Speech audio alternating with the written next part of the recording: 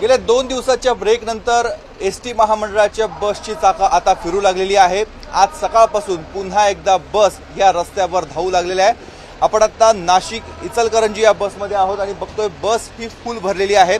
नाशिकहून उत्तर महाराष्ट्र पश्चिम महाराष्ट्रामध्ये जाणाऱ्या सगळ्याच बसेस अशा स्वरूपाच्या फुल आहेत।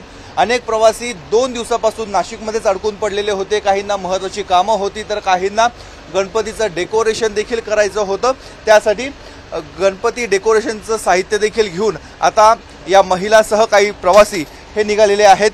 ताई, तुम्ही कुठे चाललायत? कधीपासून तुम्हाला जायचं होतं गावाला? आळंदीला चालले। हो, 2 दिवसापासून। हो, पण मग आता काय गणपती डेकोरेशन? हो, डेकोरेशन।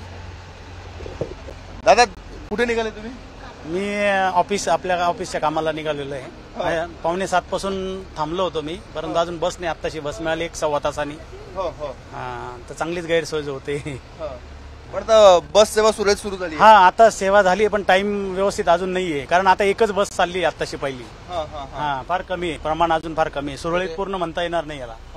तरी आम्ही सरकारचं अभिनंदन मानतो की त्यांनी लवकर निर्णय घेऊन आणि प्रवाशांचे हे केले। अभिनंदन करतोय।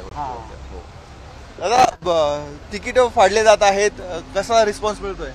आहे, प्रवासी पण जास्त आहेत आणि प्रवाशांची गैरसोय होऊ नये म्हणून आम्ही पण आता आमच्या कामात लक्ष घालायचा विचार केलाय आणि सरकारनं पण पगार वाढवून दिलेला आहे, त्यामुळे जरा आम्ही पण आता बघूया।